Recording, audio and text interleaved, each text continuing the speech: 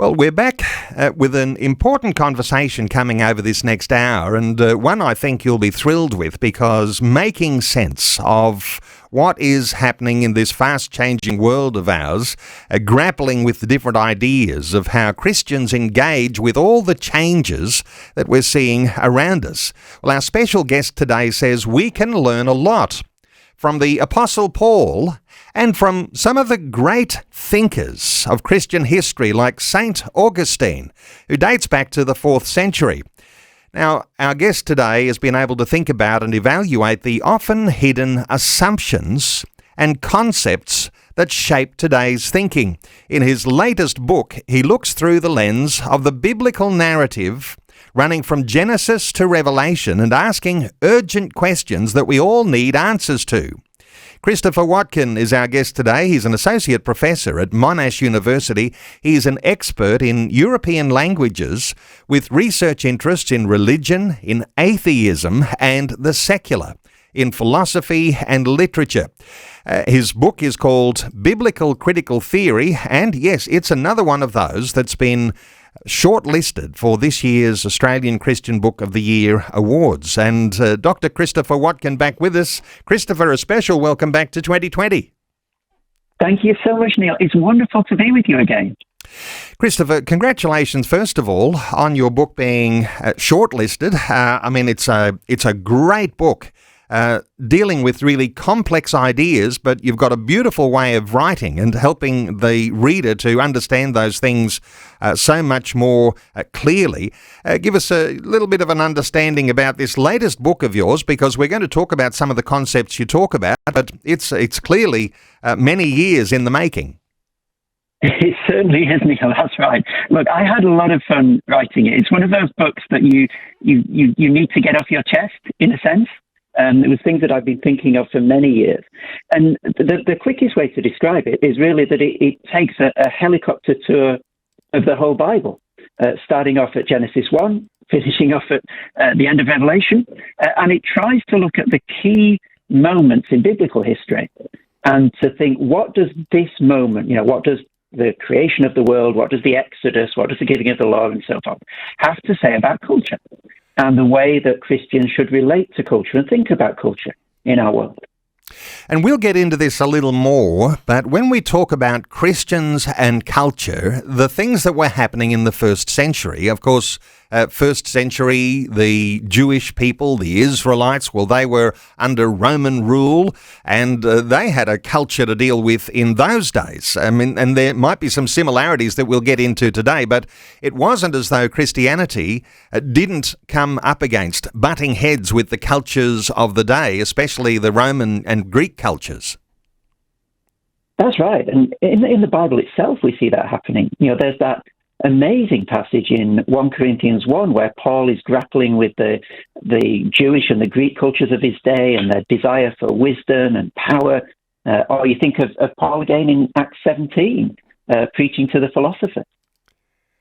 And we'll get on to Paul in Acts chapter 17, because it sounds to me like a really important story to be able to understand what happens in our environment today when we present a Christian view. Hey, take us back to your own story here, Christopher, because you've been a Christian since your mid-teens. And your interest in all of these sorts of areas, because, it's not always the opportunity we have to talk about someone who gets into biblical philosophy in the way that you do, but give us a little bit idea here about your own passion for understanding these things. Absolutely, Neil. I grew up, I suppose, as a happy atheist. So, there was no big crisis in my life that led me to faith. I was quite content, not believing in God. But I went on a trip to the battlefields of the First World War with my school and saw the rows upon rows of gravestones, and it got me thinking, where are these people now? Does their death have any meaning? Is it just futile? And a friend who was on the trip with me invited me to church, and went on because that's the sort of thing you do when you're a teenager. You try different things out, and she was a good friend, so I went along. And over a period of about 2 years, I got to the point where I didn't think it was true yet, but I couldn't walk away. It was just so intriguing that the person of Jesus, as he walked off the pages of the Bible, was just odd. Like he wasn't like anybody else. He'd say outrageous things claiming to be God, and then he'd say really, really wise things, things that took a lot of sort of life experience to say, and I just couldn't put him in a box. But anyway, I became a Christian, and I've always had a passion, I guess, for big questions and thinking about, the life, the universe, and everything. And those two things have always gone together for me. Because the Bible asks those big questions about life, the universe, and everything as well. And so philosophy and studying the Bible have always, sort of not come up with the same answers, but been asking the same questions in the way that I've studied them. Interesting, isn't it, Christopher? And I'm really excited about the developments that have happened in the way you think about things, because for a lot of people, they're interested only in the individual issues that seem to be the things that shape our personal lives. And oftentimes we'll talk about a personal faith in God and a personal Saviour, Jesus, and we think that somehow or other the Christian message is only about us as individuals. But the Christian message has something to speak into culture, and this is what you've developed. But give us your thoughts here. When did you realise that, hang on a second, there's something in the narrative of the Bible that says deeper and bigger things than just my personal salvation? It's a really interesting question, Neil. I think we're very peculiar as a culture in that we think about things most easily in terms of the individual, but that's not normal. Most cultures think about things in terms of communities and groups, and then, individuals within those. And I think, the Bible does that as well. It's not that individuals don't matter in the Bible, but God calls a nation Israel. He doesn't just call random individuals from different parts of the world. And then in the New Testament, the church is so central to God's plans. And the church is not just a little group of random individuals, it's a community. The Bible uses this image of the body of Christ. It's the building, the temple, it's the bride of Christ. And so the idea of community and how we live together and the culture we develop together as Christians is so central to the way the Bible sees the kingdom of God and the mission of God and what Jesus came to do. And while there's just a few Christians who are adjusting to this new relationship with God, that doesn't do a lot for a prevailing culture. But when the number of Christians begins to grow, then the Christian thought begins to influence the entire culture. And we'll get onto some contrast here about what that really means. But certainly your thoughts here, because when you are a Christian and you can agree that you understand these things just like other Christians do, there's something significant that happens with an influence, isn't there? I think there really is. And I think our own culture is evidence of that. So there's this brilliant book by a guy called Tom Holland where he compares Roman and Greek culture to our sort of Western modern culture. And he says Roman and Greek culture just seems so alien to us, so cold, so harsh. And he said over the years, he realized, now he's not a Christian as far as I know, but he realized that it's because of the Christian influence on our society that we care about things like freedom and equality and dignity. And his argument is we wouldn't care about those things in the way we do if the Bible hadn't in part shaped our culture. And when you share that, and when I say the name of the book that you have written called Biblical Critical Theory, this is what this is all about, isn't it? This is about how the Christian thinking actually affects the culture, because there's lots of other critical theories being talked about right now. And you've offered such a wonderful insight that this is bringing Christians into understanding how our thought and our belief actually influences the culture around us.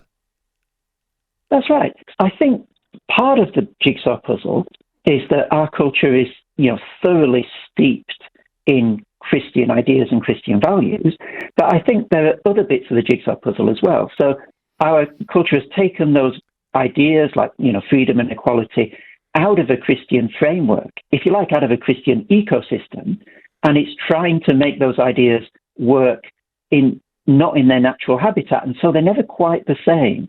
And these ideas get twisted and distorted, so we can't just say that our culture simply has Christian values. I think we've also got to acknowledge that outside a Christian framework and believing in the God of the Bible and so forth, they're never quite the same. They don't work quite the same as they do in Christianity. This is the interesting element that you're drawing attention to, the things that we often take for granted. And those things have been shaped by the Christianity of those whose shoulders that we stand upon today. These things have actually been taken for granted by people who want to turn their back on God. They want to be secular in their approach to doing things and living life and making laws. But at the same time, they're not recognizing that those Christian foundations are actually making us think the way we do and behave the way we do. And that's something that is, well, it's, you might even argue, is being lost right now in so many areas. What are your thoughts here for whether the Christian ought to be thinking of fighting hard to maintain those things, or do they need to be reinvented for a new generation? I think there are two Christian responses that both get a bit of it right, but both of them fall short. And the first one is to say, oh, look out there in society, everything's going wrong, all these Christian values are being lost, and, we're burying our Christian past, so let's just withdraw. Let's try and create our own Christian communities and leave the culture, in a sense, to burn. And then the other approach is to say, no, look at all these Christian ideas in culture. This is a really Christian world that we're living in. Let's get alongside the culture and simply try and help the culture to do what it's already doing, because it's so Christian already that, that'll be a godly thing to do. And I think both of those misunderstand that our culture is deeply Christian in a lot of the ways that it thinks, but also it can't sustain any of that without the soil that those ideas grow in, the biblical soil that freedom and equality and so forth are nourished in. And so I think, coming back to the biblical passage that I mentioned a moment ago, I think that 1 Corinthians 1 is the blueprint for how Christians should engage in this complex society in which we find ourselves, where a lot of the ideas are Christian, but they've been twisted and distorted, and they're not quite like they are in the Bible. And what Paul does with Greek wisdom and the Jewish demand for signs in 1 Corinthians 1, I think, is the playbook for how Christians should relate to the values of our own culture. So you've got the Apostle Paul and wonderful wisdom on how the playbook works. You've also got a real focus on St. Augustine, who wrote The City of God, and he was able to do some very clever things and some contrasts between the city of God and the city of man. And these sorts of things, really, they are just as relevant today as they've ever been, aren't they?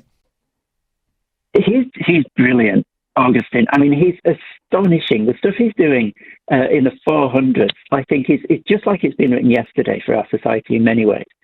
And what he does is he takes the core values of the Roman society around him, which is one of the main ones is glory. The Romans really saw themselves as seeking and enjoying glory. And he says, if you want real glory, don't look for the Roman sort, because that trips over itself in a way that I'll sketch out in a moment. He's saying actually the real glory looks nothing like Rome's glory. It actually looks like what Rome thinks is very unglorious. And it's the glory of Christ humbling himself on a cross. So the Romans had this idea of glory that was, we conquer our enemies and we will dominate you and we will make you serve us and so forth. That's glory.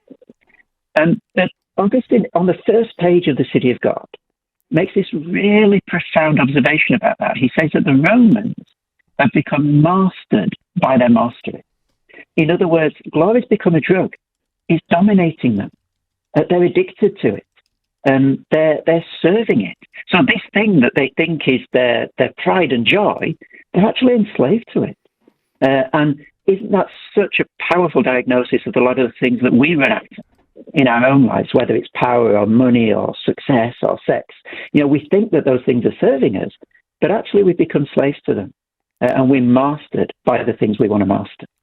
So we might be able to have a view of our broader society and see that there is a fragmentation, and there are a lot of different groups who are looking at their own autonomy, and they're arguing for their own values, and they're doing that through creating a level of victimhood around what they are so they can push an agenda. So what you're saying is all of these things that we might be seeing around us, say in identity politics, actually they're headed for the same way that Rome lost its glory because those sorts of things don't have a good outcome. Look, that's part of the story. Let's run these ideas through 1 Corinthians 1 and see what Paul does to them. And I think that'll help us to understand how to think about our own day. So he takes something like the Greek desire for wisdom, and he does two things with that Greek desire, and it's the combination of the two that is absolutely brilliant. So the first of all, he sets the gospel up in absolute opposition to Greek wisdom. He says God has made foolish the wisdom of the world, and God's wisdom is foolishness in the eyes of the world. So he's saying to the Greeks, if you continue looking for wisdom in the way you're looking for it at the moment, you're never going to find it. You need to repent. You need to turn around. You will not find God's wisdom in the way that you're going at the moment. And at that point, sort of half the Christian community of today is cheering in the stands and say, yeah, Paul's our guy. Christ and culture are utterly opposed. Let's not compromise. Let's say that the gospel is opposed to the culture. But Paul does a second thing. And the second thing that he does is he says that the foolishness of God is wiser than human wisdom. And what he's doing at that point is he's issuing a challenge to the Greeks. He's saying, if you're really serious about searching for this thing that you call wisdom, are you willing to search for it in the place you would least think you'd find it, which is the foolishness of a man hanging on a cross? Because if you are, then you will find the fullness of wisdom in a way that you've never imagined, because God's foolishness is wiser than your wisdom. And at that point, the other half of Christians today who want to get alongside the culture and affirm it and, be relevant are cheering in the stands and saying, Paul is our man, here he is being relevant. And it's doing both of those things, putting the gospel in opposition to the culture and showing the gospel as a fulfillment of culture. That's the genius of Paul's position. Well, it's news time, and we're continuing our conversation after Vision National News. Now, you might have your own thoughts about 1 Corinthians chapter 1 or Acts chapter 17. And my encouragement is, if you get a chance to read those during the news, you might be able to contribute to our conversation. Our special guest is Christopher Watkin. He's an associate professor at Monash University. His latest book is called Biblical Critical Theory. We're back with more after news. Good to have you along with us on this Monday edition of 2020. If you're just joining us, you're joining into a fascinating conversation about how we make sense of our world as it is changing very fast, grappling with the different ideas of how Christians engage with all the changes you're seeing in our world, in our nation. Well, our special guest today says we can learn a lot from the Apostle Paul and from St. Augustine, and that dates back to 4th century, the fall of Rome, and what sort of things he was writing about in his day. Well, our guest today has been able to think about and evaluate the often hidden assumptions and concepts that shape today's thinking. In his latest book, which is called Biblical Critical Theory, he looks through the lens of the biblical narrative, running from Genesis through to Revelation and asking urgent questions we all need answers to.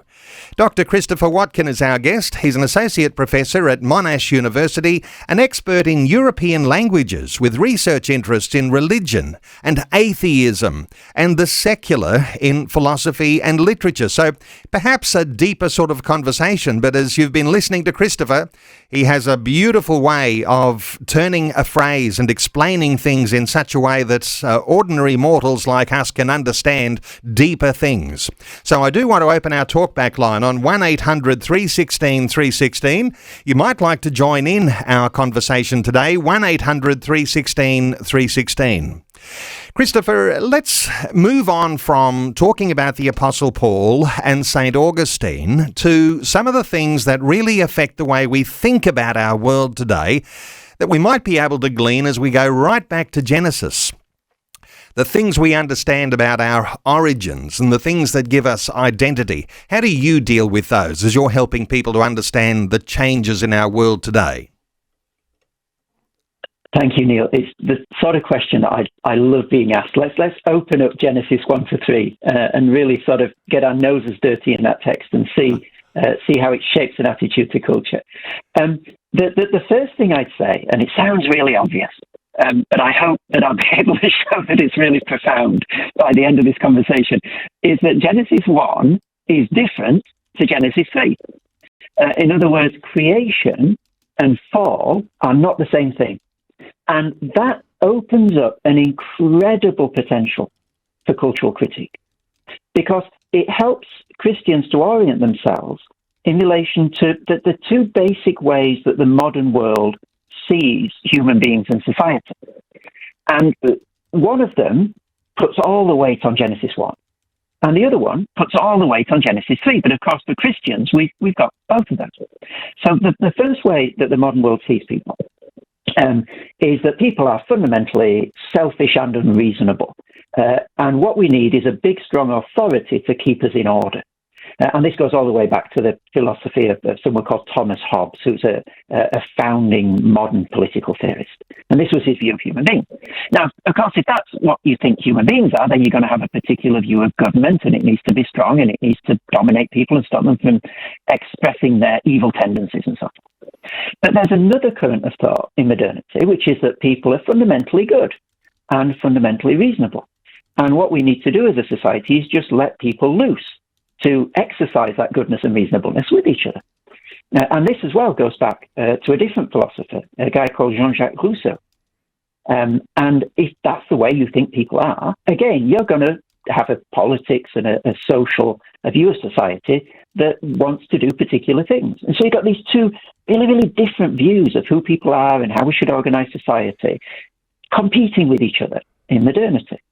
And the Christian comes along and says, yeah, Mr. Hobbes, with your view that people are fundamentally, sort of evil and just need keeping in line, you've clearly read Genesis 3.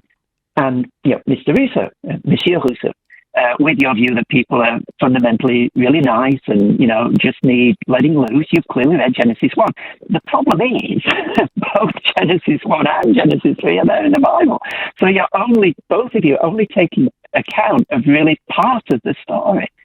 And that the real richness of a Christian attitude to these things is letting both Genesis 1 and Genesis 3, and of course the rest of the Bible as well, influence the way we think about people and then therefore the way we think about society as well. So we're getting from Genesis chapters 1 and 3 our idea of whether people are good and reasonable or whether that fallenness actually changes the way our attitudes to each other and to God are. Is that an easy, simple way of just saying there's a difference? And the Christian who looks at the Bible says, wait a minute, we've got to be able to take sin into consideration and therefore we see people as fallen. Does that look right? Yes, that's a brilliant first step. And then I think the second step is to say Genesis 1 and Genesis 3 are not equal and opposite. God didn't say, let us create sinners, let us create evil people. Genesis 1 comes before Genesis 3, obviously, and therefore the original plan is for goodness. Goodness comes first. And Genesis 3 doesn't completely obliterate all the good plans of Genesis 1. People are still made in the image of God, even though, the expression of that image in us is twisted and not as it should be.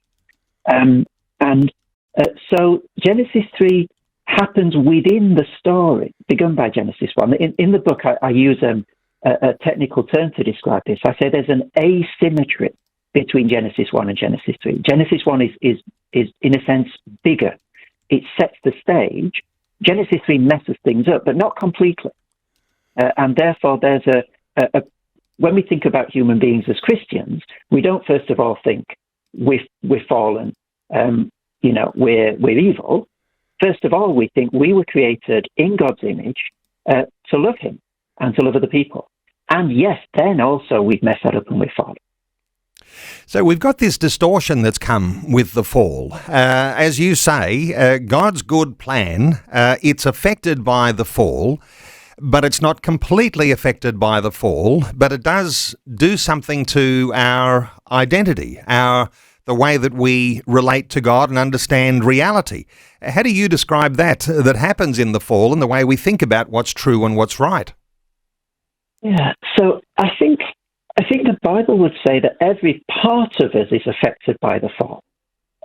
Our emotions aren't as they should be. Our will is not as it should be. Our rationality is not quite as it should be. Everything's messed up, but nothing is messed up as much as it could be. So in all these areas, there are still echoes, and sometimes very strong echoes, of God's good design in us. We can still do good things by God's grace, even though we've fallen. It's not complete destruction. So echoes of God's good design. How do we make sense then of what happens when Jesus comes, the incarnation, and his life, his suffering, his death on the cross, his resurrection? What does that do to God's good design from Genesis chapter 1 in relation to what's happened at the fall in Genesis chapter 3? And Neil, you ask all the best questions. That is a wonderful, wonderful question. Because this is, in a sense, this is the heart of the story. This is the bit that gets your heart beating, isn't it, when Jesus comes on the scene? So the Bible story, in its simplest form, has 3 chapters: creation, fall, and redemption. And this is the redemption chapter. And without putting Jesus in the picture, the story of creation and fall is incomplete. It's like reading the first chapter of a book and not getting beyond that. And so what Jesus does is wonderfully, through his death on the cross, he restores everything to God. So Ephesians 1 and Colossians 2 have these wonderful passages where they talk about, through his death on the cross, Christ reconciles everything to God. So he's bringing the whole of creation back under God's rule in a way that's begun already in the age that we're living and will finally be completed at the end of time. But the wonderful thing about redemption, this is where Christians can sort of just settle back in their seats and just think this is a wonderful thing that Christ has done. What a joy to serve a Saviour like this, is that things end up actually better than they began. If you think you begin in the garden, the Garden of Eden is wonderful. People are in perfect relationship with God. Don't get me wrong; it's a wonderful place. But where you end up in the Bible with the New Jerusalem, which has all the best features of the garden in it. It's got the river, it's got the tree, all the good stuff of the gardens there, and all the good stuff about culture and cities and life together as well. Christ redeems us to something that is better than the garden. So in a sense, he knocks it out of the ground. He doesn't just set things back to where they were, but he makes life for God's people better than the Garden of Eden. Let me just ask you the pointed question, though, that I suspect is on the lips of lots of people listening, and to hear that things started good and the end is actually better than the beginning, but something went wrong at the fall. And some people will say, why did we have to have a fall in the first place? How do you respond to that? And the fact that we do have this human nature that's fallen, that needs to have this restoration, this redemption. How do you reflect on that and the fact that we've got these sort of 2 streams going, the unredeemed and the redeemed? It's a huge question that Christians have been trying to answer for 2,000 years. It's got a lot of Christian writing on that question. The principle that I try and bring to questions like that is, if the Bible is really clear about it, I'm going to be really clear about it. And if the Bible is not really clear about it, I'm not going to pretend to be clear where the Bible isn't. And I just don't think the Bible's clear on this, Neil. I think, Genesis 3, the serpent just pops up in the garden. That the serpent was more cunning than any of the other creatures God had made. We don't get a huge explanation of how this serpent happened to be there. We don't get a huge explanation of why the tree of the knowledge of the good and evil is in the middle of the garden. Theologians have had a go, but it's not right there on the surface of the text waiting for us. And so I think any answer that we give to that question is going to have to be a tentative one. It's going to be, the Bible doesn't make that really, really clear. We can have a try, but we've got to be aware that we're going beyond what the Bible's clear about. And I think some theologians have said that it seems really important that human beings love God in a way that's not just robotic and forced, and that might be why the option is put in there in the garden for human beings to disobey God, because if not, then their obedience isn't the same sort of loving relationship that it could be because it's not chosen. And there seems to be some reasonableness in that, but Genesis 3 doesn't actually say that out loud. So we're trying to fill in the gaps.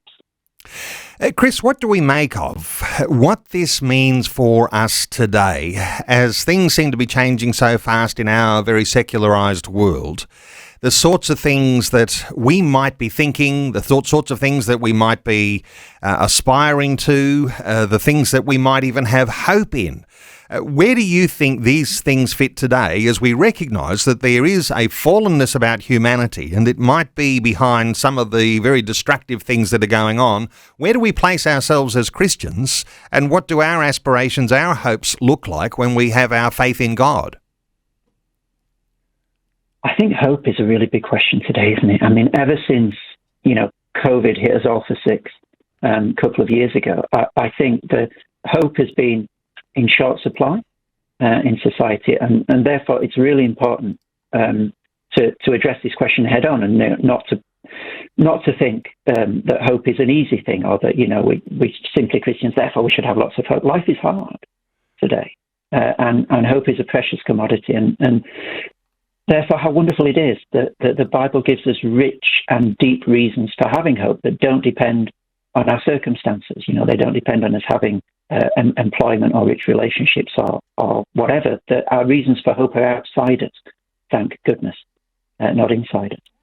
And I think they're realistic as well. The Bible doesn't hold any sort of sickly sweet, just keep smiling type hope before us. The Bible is really clear. You can read the book of Revelation. Life is hard for Christians. You're going to get persecuted. That's the norm. When you're not persecuted, that's a little bit weird. It's normal for Christians to have a hard life, and yet through that, that wonderful refrain in the book of Revelation, to those who overcome, there's a wonderful promise of life with Christ. Those new white robes that Revelation promises. And I think this helps Christians to navigate two really unhelpful attitudes to hope that are there in our culture. And the first one is, back to our friend Thomas Hobbes from before, if you're familiar with Winnie the Pooh, he's a bit of the Eeyore of political theory. He's a bit gloomy about things. And, for him, really, there's not a great deal of hope. People are just going to keep being selfish and wanting more for themselves than they ought. And so the only way you can deal with that is just to make sure that the authority over them is strong enough to stop them acting on their desires. That's all the hope we've got. And living in a world like that is pretty depressing. That's a terrible, situation to be in. But then Rousseau comes along, with his wonderful grin on his face. He's like the Tigger of this story. And, he says, just let's get education right, and then society will be wonderful. Let's just let people loose to be the wonderful selves that they are.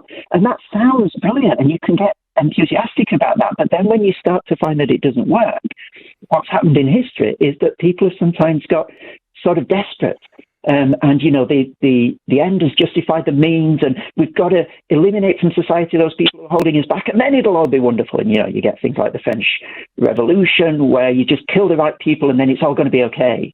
And that does not end well. That has never ended well. And so these two ideas of hope, the Hobbesian idea of hope and the Rousseauian idea of hope, neither of them can hold out a real sort of deep, rich hope for the future. But the Christian hope can, because it realizes how fallen we are. It doesn't pretend that we're not. And yet it realizes that Christ's grace is stronger and richer and deeper than our fallenness. And so our hope is in him, not in us. And that's the big difference. And something very beautiful in what you have just shared, that our Christian hope is not sickly sweet. And that's something to just reorientate ourselves around. Hey, taking calls 1-800-316-316. Let's take a call. Graham is in Tasmania. Hi, Graham. Welcome. Good morning. Look, Adam and Eve, when they sinned, they suffered from this. Their eldest son, killed their youngest son. God did say to Cain, don't let this anger get over the top of you, which is Satan's inspired spirit upon him and upon us. Today, the laws of God, the commandments of God, brings peace and stability if we'll keep the man himself. He wants to do his own thing. He's afraid of each other. We attack each other like tribes. And, of course, the good news is that Christ is coming back. And what's happening in the world today, God tells us in the Bible that we'll reject him, the biggest part of us, and do our own thing until he comes back and puts things right. Graham, good thoughts there. Let's get a response here from Christopher for Graham. Absolutely. Thank you so much, Graham. It's a really rich theological question you've got there.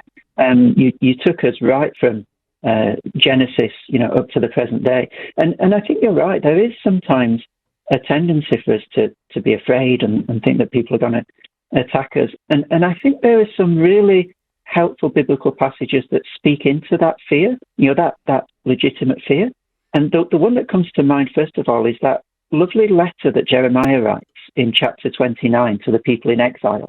They're in Babylon, and Babylon is not a nice place to be. Babylon is a rough, aggressive military empire. And there are God's people in the middle of Babylon. And Jeremiah writes to them and says, settle down, plant vineyards, take wives, give your daughters in marriage. And then he's got this sort of mind-blowing line in there that's work for the peace and prosperity of the city where God has put you. And that's Babylon. Like, this is not a nice place to be. They're not nice people. And Jeremiah and God through him says, work for the peace and prosperity of the city where God has put you. And I think there's a wonderful sort of richness to that, which is not, don't despise it because of the bad things they do. That this isn't your final home either. And so while you're here, try and make it the best place you can make it. But don't make it your final home. Don't get too comfortable. Let God define for you what peace and prosperity in this place mean. Don't just swallow what Babylon thinks peace and prosperity mean for you.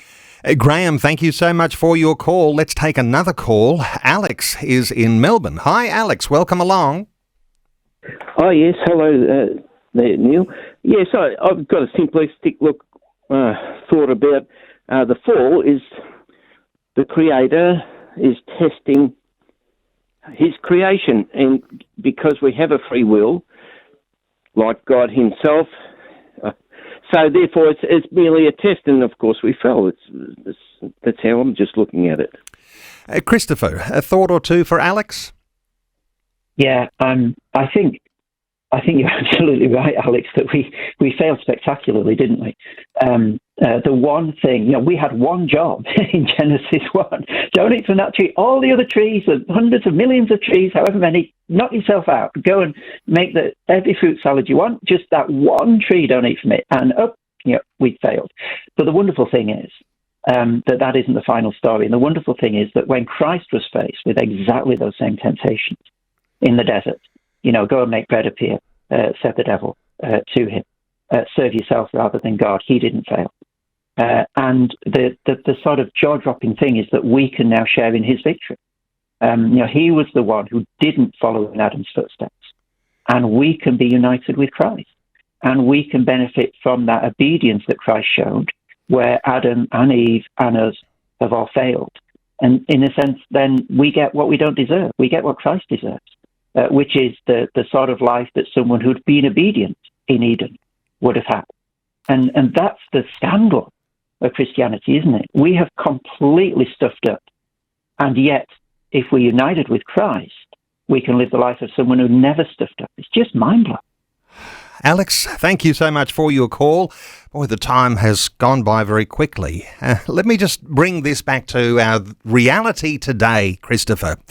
Perhaps just as we think about where we're putting our faith and our understanding, even of those early chapters of Genesis chapter 1, Genesis chapter 3, understanding the fall, thinking about what Jesus did in his redemptive death on the cross, his resurrection. Because today, if we avoid or ignore his redemption, we're actually choosing a side which leads to violence. if we actually choose Jesus in his death and his redemption, and of course all of the things and the thoughts that flow from that, we're choosing an ethic of love. You write about this in your book. I wonder if you've got any thoughts for listeners just as we draw things together about the choices that we make and who we believe. It will determine the outcomes not only of our lives personally, but what will happen ultimately, perhaps even nationally or globally. Any thoughts here as we sort of draw some loose ends together? It's a really profound question, Neil. I guess one place to start would be, we all want justice, don't we? Especially when it's justice for ourselves. None of us like being dealt with in an unjust way. We all want justice to come sooner or later. And if you don't have God in the picture, if you're trying to live your life without God, really, whatever justice there can be has to come now, or it's never going to come. Like, if when you die, well, there's no justice there. So you've got to bring justice now, otherwise there's no justice. But if you believe in a God, who will open all the books on the final day and shine light into every dark corner and will bring justice and will judge perfectly because he knows everything, even though you're striving for justice now, you know that perfect justice is coming on that final day. And therefore, you don't need to bring it completely and utterly now. Otherwise, there's no justice at all. And I think that first position leads to a lot of the violence that you were talking about and the abuses, because if justice has to be brought by me now or it's never going to come, then I'm going to use any means to bring it, because justice is so important. And this is, I'm putting in mind of a play by Albert Camus, the French existentialist, called the Just Assassins, where there's a terrorist group, and the play is about this terrorist group, and they say, look, if we don't kill the ruler of this country now, hundreds of children are going to starve in the future, and there's never going to be justice. And this huge weight of comes on them. Well, we've got to do it. Justice is relying on us, and I think that's the position you find yourself in if there's no final reckoning and final justice from God. But the Christian, although we strive for justice now, we can leave that final sort of balancing of the books, if you like, to God on the final day. And so we don't need to force it now. We don't need to use violence now to bring that justice. Wonderful. And we could have another whole hour just unpacking justice and that balance with love that you do so beautifully in your book. And for listeners who are looking for something a little bit deeper and a very thoughtful way of understanding everything from Genesis through Revelation and what's going on in between, atheism, the secular world, what roles philosophy has played and the literature. And you can hear Christopher, as he's able to so ably just draw on some of those philosophers and some of the literature and certainly the historic moments that have shaped our world. Well, there's plenty more shaping of the world still to come, and seeking the peace and prosperity of the city might be just that thing that spurs us on to take things a little deeper. This is a book I certainly recommend. This one is called Biblical Critical Theory. Now, don't be put off by the thought that it sounds like a very academic book. It is, but it's very easy and worthwhile reading. You can find Christopher and connect with him at the website thinkingthroughthebible.com. thinkingthroughthebible.com. You can follow Christopher on Twitter at Dr. Chris Watkin. Dr. Chris Watkin. Christopher Watkin is an associate professor at Monash University. And Christopher, wonderful thoughts, wonderful insights, and I look forward to the next time we get an opportunity to talk once again through some really important issues. But thanks so much for taking some time to share those issues and those thoughts with our listeners today on 2020. It's been an absolute joy, Neil. Thank you so much for your questions.